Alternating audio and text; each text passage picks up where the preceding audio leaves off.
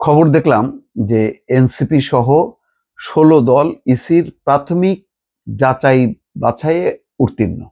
আমি বলি কি যে এই নিবন্ধনের এই কাজটা আসলে উঠাই দেওয়া উচিত। এনসিপি তো নিঃসন্দেহে মানে পাওয়ারই যোগ্য এবং হয়তো তাদের কিছু গ্যাপ ছিল।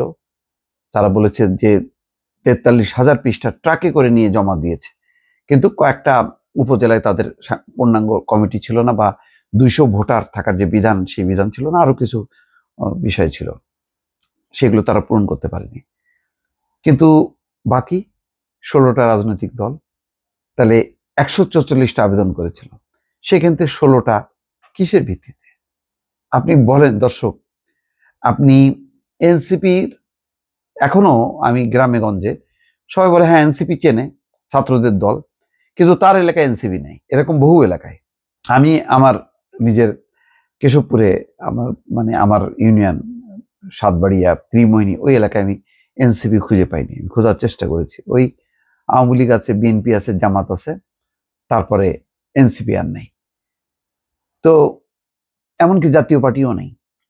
তো হয়তো আয়না দিয়ে খুঁজলে পাওয়া যাবে, কিন্তু এনসিপির অনেক বড় দুর্বলতা নিয়েও আমি মনে করি যে ঠিক আছে, তাদের কোথায় কি আছে না আছে যতই ত্রুটি হোক না কেন, এনসিপিকে একটা বিশেষ মর্যাদায় বিশেষ ক্যাটাগরিতে দেওয়া উচিত জুলাই গণঅভ্যুত্থানে তাদের ভূমিকার কারণে। কিন্তু বাকি রাজনৈতিক দলগুলো এই ক্রাইটেরিয়া কি আসলেই পূরণ করতে পেরেছে? এটা কি সম্ভব? এটা কি কেউ বিশ্বাস করবে যে বাংলাদেশের সমস্ত জেলা উপজেলায় ২০০ করে ভোটার তারা আছে, এবং যে যে শর্তগুলো পূরণ করা দরকার তাদের অফিস কার্যালয়, এখানে দেখা গেছে যে পানের দোকান, মুদির দোকান, নিজের বাসা বাড়ি, এবং হাজবেন্ড প্রেসিডেন্ট, ওয়াইফ সেক্রেটারি, শালি হচ্ছে সাংগঠনিক সম্পাদক, এই সমস্ত করে ধানায় পানায় করে হাস্যকর অনেকগুলি রিপোর্ট আপনারা দেখেছেন ইতিমধ্যে, যে মুদির দোকান, পানের দোকান, বাসা বাড়ি, ব্যবসা বাণিজ্যের সেগুলিকে অফিস দেখানো হয়েছে। তো এরকম কি এনসিপির বাইরে ১৬টা রাজনৈতিক দল সম্ভব? এটা আমার কাছে বিশ্বাস হয় না। সেই কারণে বলি যে এটা এর ফলে হবে কি, নির্বাচন কমিশনের প্রতি আস্থা কমে যাবে।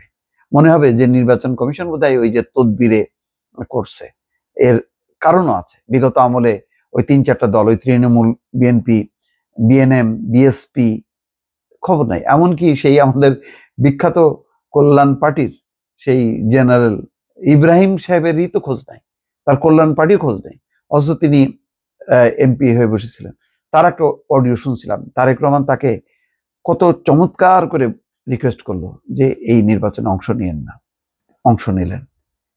এত সুন্দর সুন্দর একটা জনপ্রিয় বক্তা ছিলেন, যার বক্তব্য বেশ মানুষ এবং জ্ঞানী মানুষ, গুণী মানুষ, কিন্তু হাইরে অর্থ, লোভ, ক্ষমতার কাছে সবকিছু বিলীন হয়ে যায়। এই ২-৩ মাসের এমপি হয়ে আজকে অনেকেই দৌড়ে বেড়াচ্ছে, অনেকেই দৌড়ে বেড়াচ্ছে। এখন তারা দুঃখের শেষ যে কেন ভাই ইলেকশন করতে গেলাম। তারা ধরেই নিছে যে এই হাসিনাকে মৃত্যু, অনেকেই বলতো, আমাদেরই পরিচিত অনেকেই বুদ্ধিজীবীরা বলতো যে হাসিনার মৃত্যু ছাড়া